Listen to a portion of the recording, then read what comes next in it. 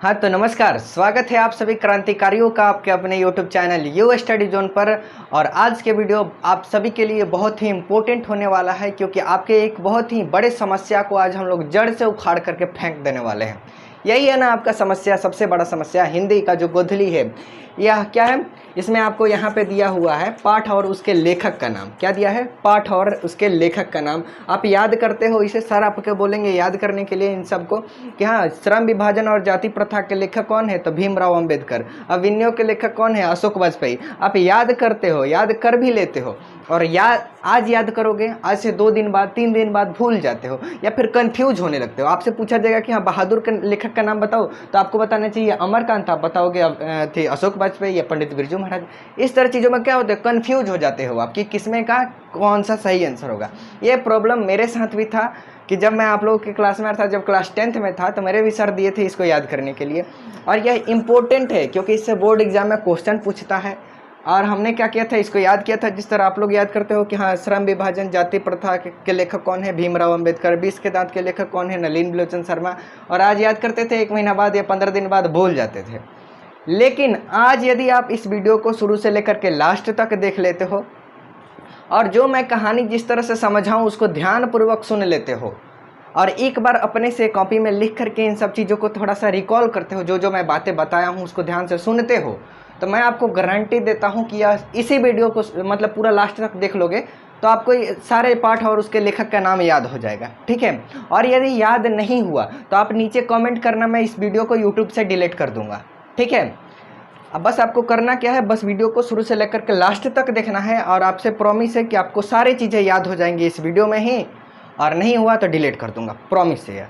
चलिए स्टार्ट करते हैं इस वीडियो को और जानते हैं A to Z मतलब पाठ और उसके लेखक के नाम को याद करते हैं एक बहुत ही ज़बरदस्त ट्रिक के साथ। चलिए अब याद करते हैं इसको हमेशा के लिए।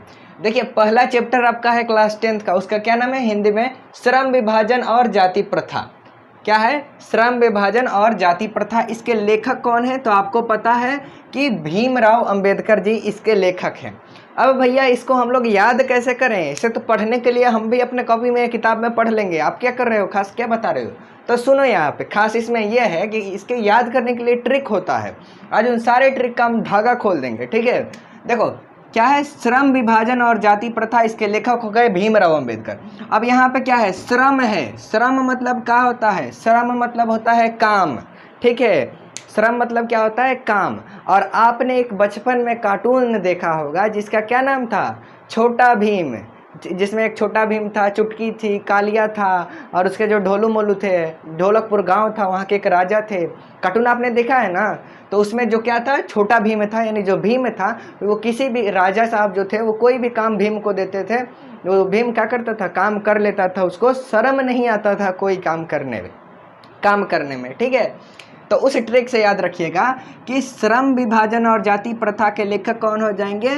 भीमराव, यानी भीम से भीमराव अंबेडकर। यानी श्रम मतलब भी कोई भी काम दे दो, कौन शर्म नहीं करेगा?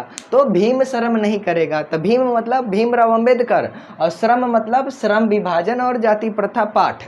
तो जैसे ही आपसे पूछा जाएगा कि श्रम विभाजन और जाति प्रथा के लेखक कौन है, तो याद कीजिएगा कि श्रम मतलब काम, और काम करने में शर्म कौन नहीं करता है? तो हमारा छोटा भीम काम करने में शर्म नहीं करता है, तो इसके लेखक कौन हो जाएंगे? छोटा भीम। भीम मतलब भीमराव अंबेडकर।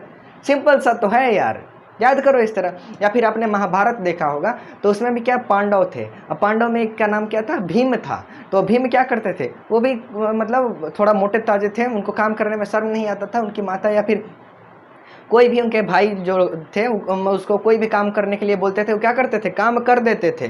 और यहाँ पे क्या है? विभाजन। विभाजन मतलब अलग करना या तोड़ना होता है।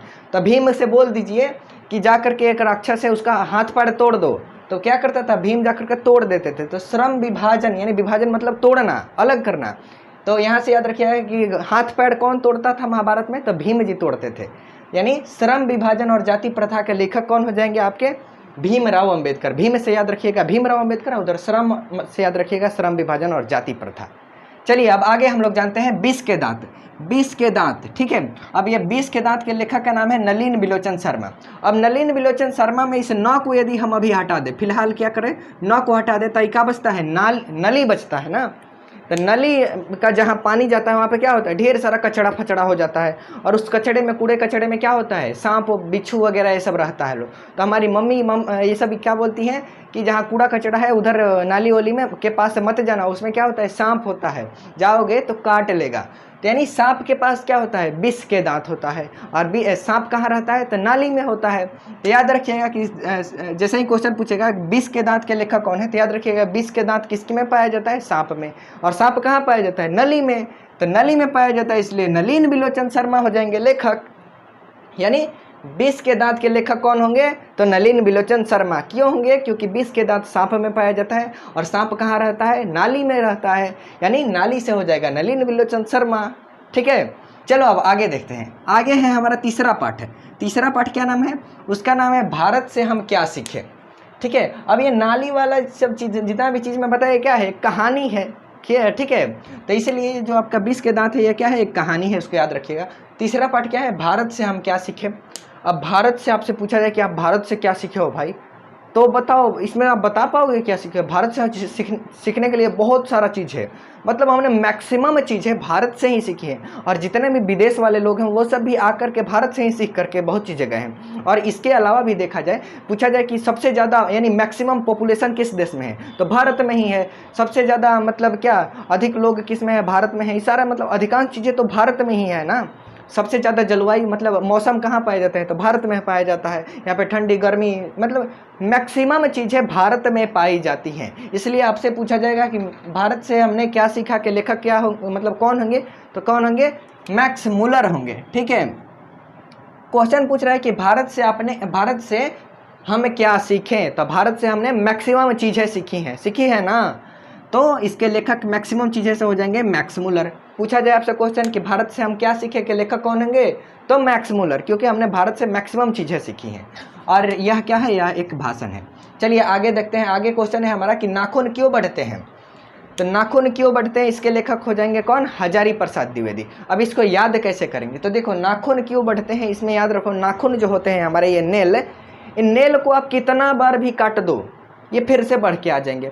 1000 बार काटोगे आप, 1000 बार बढ़ के आ जाएंगे। हमसे पहले हमारे पापा मान लीजिए वो भी नाखून काटते थे अपने, उनसे पहले मान लीजिए उनके दादाजी हो गए, वो पापा जी हो गए, मतलब जितने भी हमारे पूर्वज हैं बहुत हजारों साल से अपने नाखून काट रहे हैं, लेकिन फिर नाखून बढ़ जाता है, फिर काटेंगे फिर नाखून बढ़ जाएगा। और आगे भी अभी भी नाखून आज काटिए 1 सप्ताह बाद बढ़ जाएगा, फिर काटिए 1 सप्ताह बाद बढ़ जाता है। अर्थात नाखूनों को 1000 बार काट दीजिए फिर भी वो बढ़ के आ जाएगा, यानी निर्लज होता है, सबके पास लाज नहीं होता है। तो पूछा जाए कि नाखून क्यों बढ़ते हैं, इसके लेखक कौन है, तो नाखूनों को 1000 बार काटने के बाद भी बढ़ के आ जाता है, इसलिए नाखून क्यों बढ़ते हैं के लेखक कौन हो जाएंगे, हजारी प्रसाद द्विवेदी। और नाखून बार बार बढ़ जाते हैं, काटिए बढ़ जाएंगे, उसके पास लाज नहीं होता है। इसलिए ये पूछा जाए कि यह कैसा पाठ है, तो यह एक ललित निबंध है। ठीक है, चलिए आगे अब हम जानते हैं। आगे है नागरी लिपि, यह क्या है, एक निबंध है। पूछा जाए कि नागरी लिपि के लेखक कौन है, तो आप क्या बताइएगा, गुणाकर मूले। याद कैसे कीजिएगा, तो नागरी मतलब क्या होता है, नगर होता है। नगर मतलब हमारा गांव वगैरह। तो गांव हमारा कैसा है, शहर जो है शहर से 1000 गुना अच्छा है, मतलब बहुत लाखों गुना अच्छा है, क्योंकि शहर में पोल्यूशन है, वहाँ पे ढेर सारी गाड़ियों का टी पी पी मतलब ढेर सारा शोरगुल है। हम लोग गांव में फ्रेश हवा के साथ स्वस्थ ज़िंदगी जीते हैं। ठीक है, तो हमारा जो गांव है यानी हमारा जो नगर है शहर से 1000 गुना अच्छा है, 1000 गुना अच्छा है। तो पूछा जाए कि नागरी लिपि के लेखक कौन है, तो बताइएगा 1000 गुना अच्छा है, यानी गुणाकर मूले। नागरी लिपि के लेखक कौन है, तो नगर हमारा शहर से 1000 गुना अच्छा है, इसलिए नागरी लिपि के लेखक 1000 गुना यानी कौन, गुणाकर मूले। याद रहेगा ना इससे। नागरी लिपि यानी नगर हमारा जो है शहर से 1000 गुना अच्छा है, 1000 गुना से याद आ जाएगा गुणाकर मूले। ठीक है, चलिए आगे जानते हैं। अब है हमारा क्वेश्चन क्या कि बहादुर के लेखक कौन है, बताइए। तो अब देखिए बहादुर लोग जो होते हैं, जैसे कि अभी हमने यहाँ पे देखा क्या, श्रम विभाजन और जाति प्रथा के लेखक कौन है, तो बाबा साहब भीमराव अंबेडकर। तो भीमराव अंबेडकर ये सभी क्या है, अमर है लो ना, यानी ये तो बहुत ही बहादुर इंसान थे। मान लीजिए उस समय के ज़माने में इनको स्कूल में जाने नहीं दिया जाता था, लेकिन फिर भी ये बहादुर थे, जा करके पढ़ लेते थे। अंग्रेज़ों से भी सवाल पूछ लिए, जो अंग्रेज उतने क्रूर थे वो मारते पीटते थे, तभी उन सबसे जाकर लड़ लिए अपने आज़ादी के लिए, ठीक है। यानी जो बहादुर लोग होते हैं वो क्या होते हैं, अमर हो जाते हैं। ये मान लीजिए इनका निधन हो गया है, फिर भी हम लोग इनके बारे में 14 तारीख को इनका जन्मदिन मनाए, इनके बारे में याद किए इनको, तो यानी ये लोग क्या होते हैं, इन लोग के मतलब निधन के बाद भी ये लोग क्या होते हैं, अमर हो जाते हैं। यानी जो भी बहादुर होते हैं, भगत सिंह बहादुर थे, आज भी हम उनका नाम लेते हैं, तो ये सभी क्या होते हैं, बहादुर लोग क्या होते हैं, अमर हो जाते हैं। इसलिए बहादुर का लेखक पूछा जाए तो क्या बताइएगा, अमरकांत। क्यों, तो याद रखिएगा जो भी बहादुर होता है वो मरने के बाद अमर हो जाता है, यानी बहादुर के लेखक कौन हो जाएंगे, अमरकांत हो जाएंगे, ठीक है। चलिए 7वां नंबर चैप्टर का नाम है हमारा परंपरा का मूल्यांकन। क्या है, परंपरा का मूल्यांकन। तो अब बताइए आप परंपरा के बारे में, अच्छी बातों के बारे में, अच्छे गुण के बारे में, सिद्धांत के बारे में आप किन से सीखते हैं, राम जी से सीखते हैं ना, कि हाँ राम जी मतलब रामायण में हम लोग सीखते हैं कि कैसे उनकी परंपरा थी, कैसे वो बड़ों का आदर करते थे, ये सभी चीज़ें परंपरा है हमारा। इस परंपरा को हम लोग किसे, राम जी से सीखते हैं। तो परंपरा का मूल्यांकन के लेखक कौन हो जाएंगे, रामविलास शर्मा। राम जी से हम लोग क्या सीखते हैं, परंपरा सीखते हैं, तो इसके लेखक हो जाएंगे रामविलास शर्मा। परंपरा का मूल्यांकन के लेखक कौन हो जाएंगे, रामविलास शर्मा। राम जी से हम लोग परंपरा सीखते हैं, इसलिए परंपरा का मूल्यांकन के लेखक रामविलास शर्मा। इस वीडियो में आपको मैं पूरा याद करवा दूंगा, ठीक है, इसलिए आप वीडियो में पूरा लास्ट तक बने रहो और थोड़ा ध्यान से सुनोगे तो हमेशा के लिए याद हो जाएगा, ये प्रॉमिस है मेरा। चलिए आगे अब हम लोग जानते हैं, आगे हमारा चैप्टर 8वां है कि जीत जीत में मैं निरखत हूँ। इसके लेखक कौन है, जीत जीत में मैं निरखत हूँ। निरखत मतलब नाचता हूँ, ठीक है, यानी बार बार जीतता है वो आदमी, और जीतने के बाद क्या है, नाचता है। हम लोग और आप मान लीजिए जितने भी लोग हैं, क्या जीतेंगे, 1 बार 2 बार 3 बार 4 बार 10 बार जीतते हैं, लेकिन बार बार 1000 बार कौन जीता है भाई, तो 1000 बार कौन जीतता है, जिसके पास सेना हो। और सेना किसके पास होता है, राजा महाराजा के पास होता है, ठीक है। तो जो महाराजा होता है वो क्या होता है, बार बार जीतता है, ठीक है। तो इसके लेखक क्या हो जाएंगे, जीत जीत, यानी 1 बार जीता फिर जीता, बार बार जीतिए रहा है, तो जीत जीत में निरखत हूँ के लेखक कौन हो जाएंगे, महाराजा जीतेंगे। तो जीत जीत में निरखत हूँ के लेखक हो जाएंगे महाराजा, यानी पंडित बिरजू महाराज। बार बार जीत रहा है, तो जैसे ही 2 बार जीत आएगा तो समझिएगा कि कोई महाराजा है। और कौन महाराजा, तो पंडित बिरजू महाराज, ठीक है।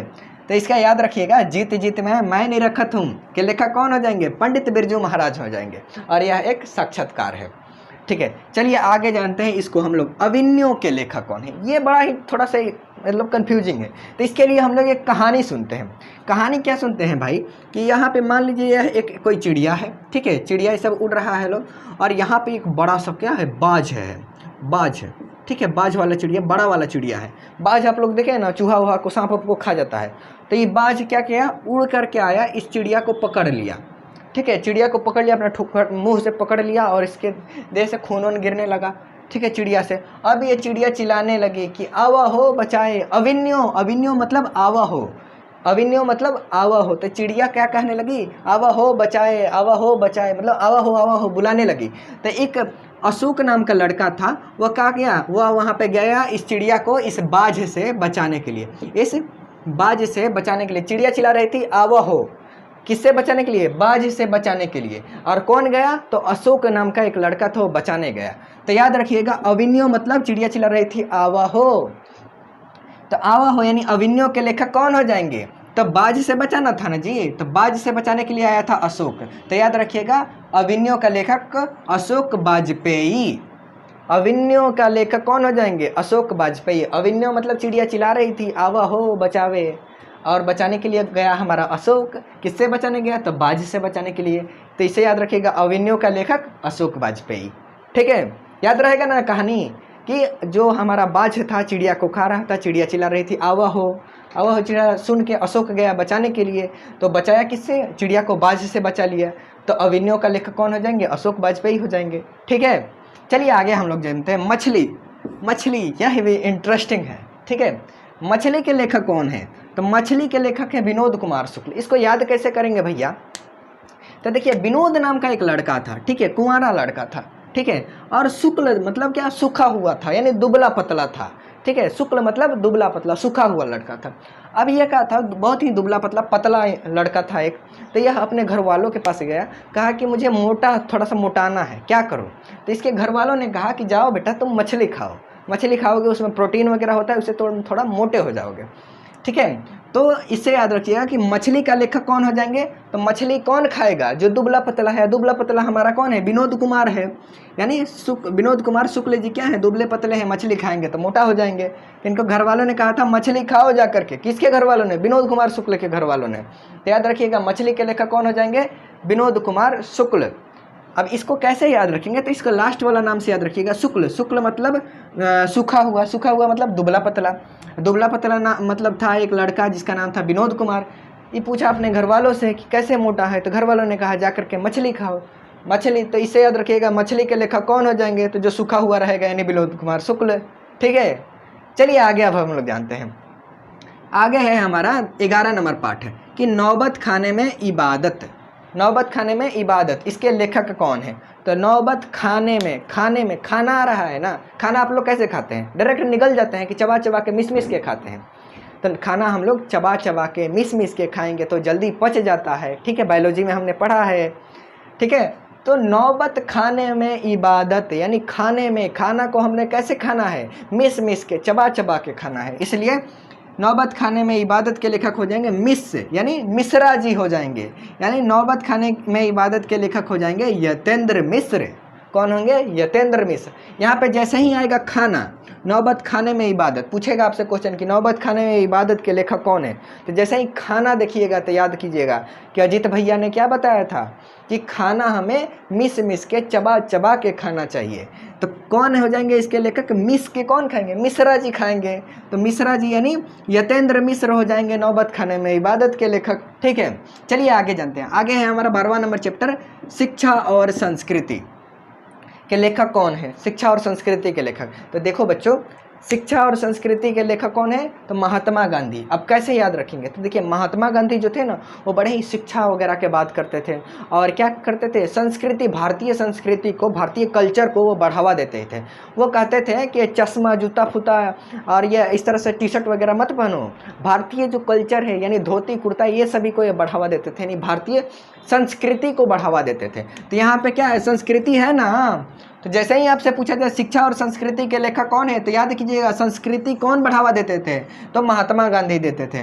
तो शिक्षा और संस्कृति के लेखक कौन हो जाएंगे, महात्मा गांधी हो जाएंगे। तो याद हुआ आपके 12 का 12 चैप्टर। अब बताओ आप नीचे कमेंट करके, कभी भूलोगे। और यदि थोड़ा सा भी डाउट हो तो एक बार वीडियो को शुरू से लेकर के लास्ट तक देख लो, और रिवीजन करना है तो कर लो। श्रम विभाजन, श्रम विभाजन यानी श्रम, किसको काम करने में शर्म नहीं आती है, तो भीम को, यानी श्रम विभाजन और जाति प्रथा के लेखक भीमराव अम्बेडकर। 20 के दांत, तो 20 के दांत किस में होते हैं, सांप में होते हैं। सांप कहाँ होता है, नाली में होता है, यानी 20 के दांत कहानी के लेखक कौन हो जाएंगे, तो हो जाएंगे आपके नलिन बिलोचन शर्मा। ठीक है, उसके बाद क्या है, भारत से हमने क्या सीखा, तो भारत से हमने मैक्सिमम चीज़ें सीखी है, यानी इसके लेखक हो जाएंगे, भारत से हमने क्या सीखा के लेखक हो जाएंगे मैक्स मुलर। लास्ट क्वेश्चन, चौथा नंबर है कि नाखून क्यों बढ़ते हैं, तो नाखून को 1000 बार काट दीजिए फिर भी बढ़ जाते हैं, यानी नाखून निर्लज है। यानी तो नाखून क्यों बढ़ते हैं, 1000 बार काटने के बाद भी बढ़ जाते हैं, तो नाखून क्यों बढ़ते हैं के लेखक हो जाएंगे हजारी प्रसाद द्विवेदी। 1000 से हजारी प्रसाद द्विवेदी। ठीक है, चलिए अब आगे जानते हैं हम लोग नागरी लिपि। नागरी लिपि के लेखक कौन है, तो नगर जो हमारा है शहर से 1000 गुना अच्छा है, गुना अच्छा है यानी गुनाकर मूल्य, तो नागरी लिपि के लेखक गुनाकर मूल्य। बहादुर, बहादुर के लेखक कौन है, तो बहादुर जो लोग होते हैं मरने के बाद अमर हो जाते हैं, यानी बहादुर के लेखक हो जाएंगे अमरकांत। ठीक है, आगे है परंपरा का मूल्यांकन। तो परंपरा हम लोग किन से सीखते हैं, राम जी से सीखते हैं, तो परंपरा का मूल्यांकन का हो जाएगा रामविलास शर्मा। आगे है जीत जीत मैं निरखत हूँ, तो बार बार कौन जीतता है, तो महाराजा जीतता है, तो पंडित बिरजू महाराज इसके लेखक हो जाएंगे। ठीक है, अभिन्यो, आवा हो, यानी अभिन्यो में कौन चिल्ला रहा था, तो बाज से बचाने के लिए चिड़िया चिल्ला रही थी, कौन बचाने, अशोक आया, तो अभिन्यो के लेखक हो जाएंगे अशोक वाजपेयी। चलिए आगे जानते हैं मछली। तो मछली खाने से हम लोग मोटा हो जाएंगे। पतला लड़का कौन था, तो शुक्ल जी जो थे पतला थे, तो गए घर वालों के पास, तो विनोद कुमार शुक्ल जी को घर वालों ने कहा मछली खाओ तो मोटा हो जाओगे, तो मछली के लेखक कौन हो जाएंगे, विनोद कुमार शुक्ल। आगे है नौबत खाने में इबादत, खाना को कैसे खाना चाहिए, मिस मिस के, कौन खाता है मिस मिस के, तो मिश्रा जी खाते हैं, यानी नौबत खाने में इबादत के लेखक हो जाएंगे यतेंद्र मिश्र। और शिक्षा और संस्कृति के लेखक कौन हो जाएंगे, तो संस्कृति को बढ़ावा कौन देते थे, महात्मा गांधी देते थे, तो शिक्षा और संस्कृति के लेखक कौन हो गए, महात्मा गांधी। अब देखो ये मुझे भी याद नहीं है, ठीक है, मैं बस क्या है मुझे ट्रिक पता है, ट्रिक मुझे पता है, मैं सारे आप नहीं पूछ लो, कोई भी पूछ लो मैं बता दूंगा। तो आप इस ट्रिक जो भी मैं कहानी बताया हूँ इस कहानी को समझ लेते हो, तो हाई तो आपके चुटकी का खेल है, सोए हुए रहोगे फिर भी आकर कोई पूछेगा तो चंदे बताओगे। पूछेगा शिक्षा और संस्कृति के लेखक महात्मा गांधी। पूछेगा क्या इसमें से कोई भी बहादुर के लेखक तो अमरकांत। पूछेगा जीत जीत मैंने रखा तो पंडित बिरजू महाराज। पूछेगा नाखून क्यों बढ़ते हैं तो नाखून क्यों बढ़ते हैं हजारी प्रसाद द्विवेदी। आप कहानी समझ लोगे तो ये सारी चीज़ें अपने आप बता दोगे। तो ये हमने क्या जाना था अभी हमने गद्यखंड के बारे में, गद्यखंड के जितने भी कवि हैं उन सब के बारे में हमने पढ़ लिया यहाँ पे और याद कर लिया। उम्मीद करता हूँ आप लोग भी याद कर लिए होंगे। और इसके नेक्स्ट पार्ट है पद, गद्य और पद होता है ना, तो अगले पार्ट यदि आप चाहते हैं तो नीचे कमेंट कीजिए और अगला वीडियो हम लोग अगले संडे को हम लोग रिलीज कर देंगे, उसको आप लोग देख के याद कर लीजिएगा। तब तक के लिए bye bye, share, take care, have a good day. Channel को सब्सक्राइब नहीं किया है तो चैनल को सब्सक्राइब कर लीजिए, बेल आइकन दबा लीजिएगा, क्योंकि आपको उससे होगा कि जो भी मैं वीडियो अपलोड करूँगा आपको उसका नोटिफिकेशन मिल जाएगा। ओके, तब तक पढ़ते रहिए, मस्त रहिए, स्वस्थ रहिए। मिलते हैं अगले वीडियो में। धन्यवाद।